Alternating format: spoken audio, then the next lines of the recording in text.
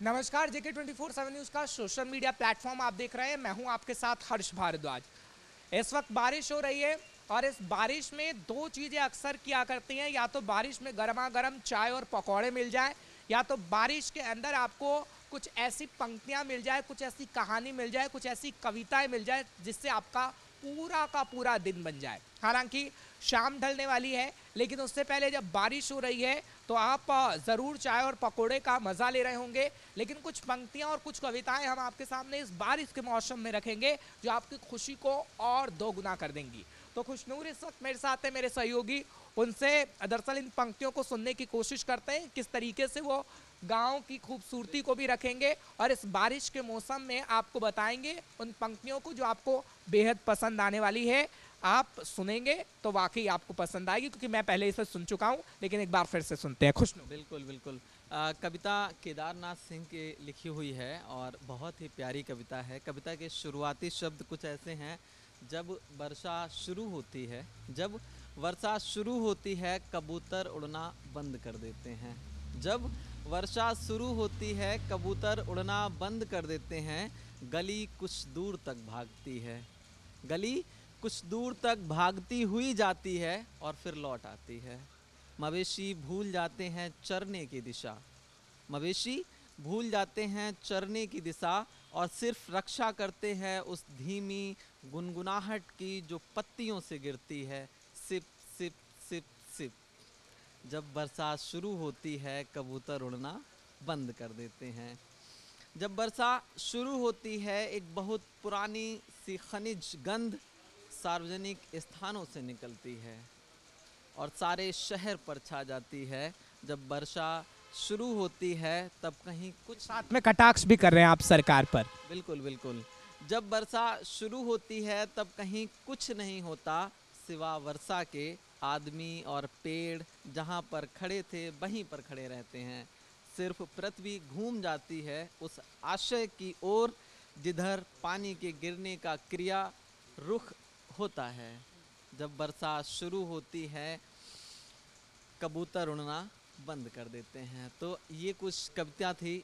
इस तरीके से केदारनाथ सिंह की जो कविता थी उसमें खुशनूर ने कहीं ना कहीं कटाक्ष करने का भी काम किया है कि कैसे कैसे एक एक दुर्गंध आती है और वो सरकारों पर सवालिया निशान खड़े करते हैं कि जब बारिश होती है तो नाले नूले भर जाते हैं और सरकार बिल्कुल भी काम नहीं करती। पंक्तियां आपको अच्छी लगेंगी, लेकिन कुछ और कटाक्ष और कुछ और पंक्ति। बिल्कुल ऐसा ना, हम जब शुरुआत में 5वीं 6ठी क्लास में पढ़ रहे थे तो हमको ना एक कहानी पढ़ाई गई थी, तो उसमें वर्षा को ना एक भयावह जानवर के रूप में दिखाया गया था। मुझे उसका नाम नहीं याद आ रहा है। तो ऐसा बोलते हैं कि जब बारिश होने को होती थी तो जो उसमें माँ का किरदार निभाने वाली एक औरत दिखाई गई हैं पूरी कहानी में, तो वो ये कहती हैं कि बच्चों सारे लोग डूब जाओ, तो फलाना इतना भयानक जानवर आने वाला है। तो वो वर्षा के रूप में होता था। एक्चुअल वो वर्षा इसलिए भयावह होती थी कि गरीब के घर पे जब छप्पर चूने लगता है, थोड़ा सा आटा जो उसकी पॉलीथीन में रखा है, बारिश का पानी उस पॉलीथीन में जाने लगता है।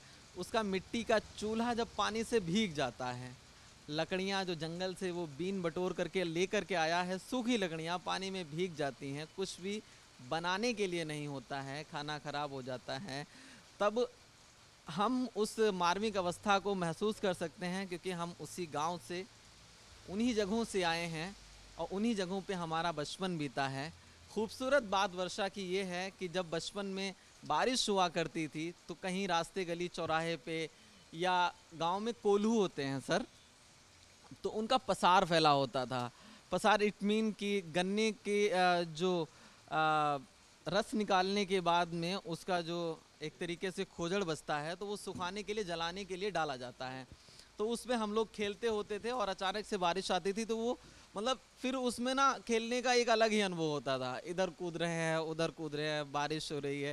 बिल्कुल, आप ये बताने की कोशिश करें कि बच्चों को गांव में खेलने कूदने में तो मजा आता है, लेकिन जो छप्पर होता है और जो चूता है तो घर का आटा जरूर गीला हो जाता है। ये शहरों की बारिश तो अच्छी है, लेकिन गांव में कहीं ना कहीं किसानों के लिए ये बेमौसम बारिश आफत भी बनती है। आफत भी बनती है और गांव के कुछ शहदों के लिए ये बारिश बहुत अच्छी भी होती है, क्योंकि एक लंबे समय के बाद में जब बारिश होती है तो अमूमन जैसे सारे लोग बाहर निकल करके नहाते हैं, बहुत से गांव में ऐसा भी कहा जाता है कि हल्के हल्के जो शरीर पे फंगल से हो जाते हैं बारिश में नहाने से ख़त्म हो जाते हैं, अंधौरी जिनको बोलते हैं हमारी शुद्ध हिंदी भाषा में, तो वो बारिश में नहाने से ख़त्म हो जाते हैं। तो ऐसे में जो गांव की या शहर की स्त्रियां हैं तो वो भी बाहर नहाने के लिए निकलती हैं। ये हम शोधों को लगता है कि जिस शोधे को नहीं भी नहाना होता है तो वो भी बारिश में आकर के नहाने लगता है। हम ये कह नहीं रहे हैं कि आप बारिश में नहाएंगे तो आपकी वो गुमौरियाँ ठीक हो जाएंगी, ये भ्रांतियां भी हो सकती हैं, लेकिन हाँ ये कहावत के तौर पे जरूर कहा जाता है और यही पंक्तियों के जरिए सुनाइएगा जरा।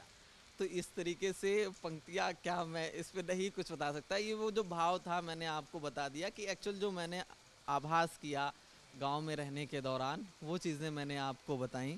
और ये है कि बारिश किसान के लिए जब उसकी उपज के लिए अनुकूल हो तो बारिश बहुत अच्छी है, जब उसकी फसल बिल्कुल एकदम तैयार खड़ी है, कटने के लिए तैयार खड़ी है, उस वक्त बारिश हो जाए तो उसके लिए भयावह है, बहुत ज़्यादा ख़तरनाक है। कई बार गेहूं कटने के बाद में एक जगह पे इकट्ठा किए जाते हैं उनका दाना निकालने के लिए, बारिश हो जाती है तो सर सारे गेहूं तहस नहस हो जाते हैं, किसान बहुत ज़्यादा परेशान होता है। ऐसा आपको कैसी है बारिश लग रही?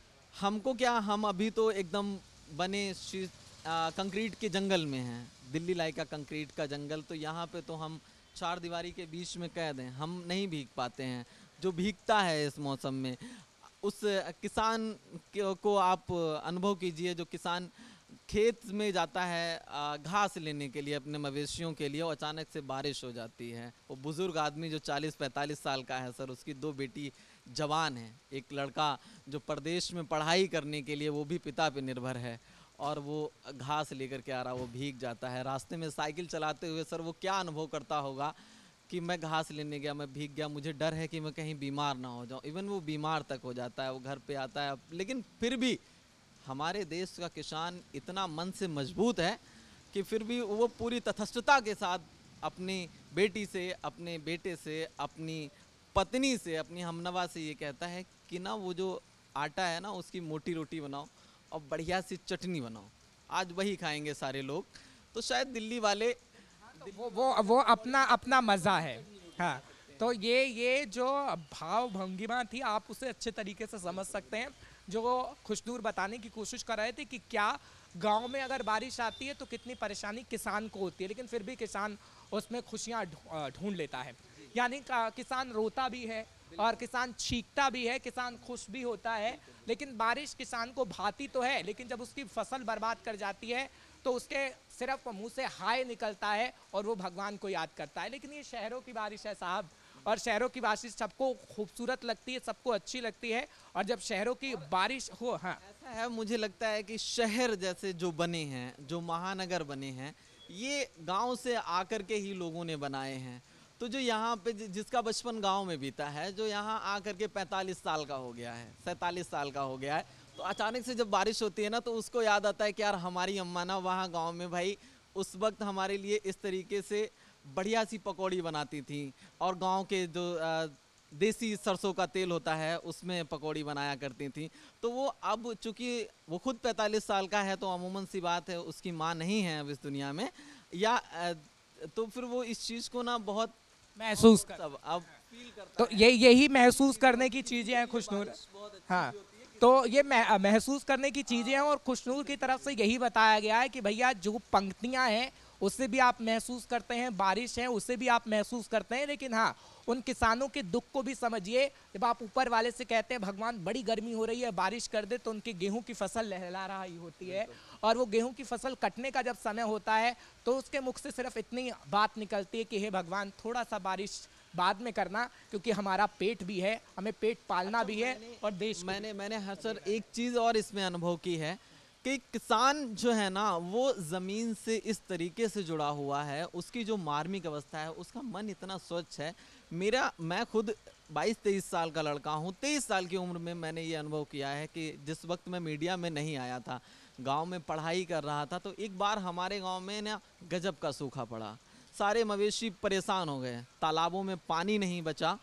तो इसमें क्या हुआ कि वाटर लेवल बहुत नीचे चला गया, तो पानी जिस नल से निकालने के लिए जाया करते थे तो पहले तो उसको 10-15 मिनट चलाना पड़ता था, तब कहीं जाकर के पानी निकलता था। मवेशी अच्छा खासा एक पानी पीता है, तो फिर इसके लिए बहुत ज़्यादा दिक्कत हो गई। तो सारे किसान इकट्ठा हुए, इकट्ठा होने के बाद में प्रार्थना गाह में जब वो पहुँचे, उन्होंने जब वहाँ पे भगवान से प्रार्थना की, सारे मवेशी भी उनके इकट्ठा हैं। आप यकीन मानिए वो सारे लोग जब तक वापस गांव लौट कर आए, बारिश होने लग गई थी। तो ये आप इसे भ्रांति भी कह सकते हैं, सच्चाई भी कह सकते हैं, आपको जो नाम देना है दीजिए, लेकिन ऐसा होता है। कभी गांव में जाइए साहब, कुछ अलग ही मंजर है। लेकिन हाँ, लेकिन ये शहरों का मंजर थोड़ा अलग होता है। यहाँ पर आपको सच्चाई तो मिलेगी, लेकिन आप कह सकते हैं कि छलनी के उस पार सच्चाई कुछ और है, इस पार सच्चाई कुछ और है। लेकिन उस घास की तरह गांव की सच्चाई होती है, जो इस पार भी हरी है और उस पार भी हरी है। लेकिन हमने आपको इस बारिश का महत्व समझाने की कोशिश की कि किसके लिए सही है और ये बारिश किसके लिए नुकसान हो सकती है। खैर, आप भी इसे अच्छे से समझ सकते हैं। लेकिन JK 24/7 के सोशल मीडिया प्लेटफॉर्म पर हम आपके सामने आते रहेंगे, कुछ पंक्तियों के माध्यम से, कुछ अपने शब्दों के माध्यम से आपको बताते रहेंगे। और अगली बार फिर आपसे मुलाकात होगी। मुझे इजाज़त दीजिएगा, देखते रहिए JK 24/7 न्यूज़।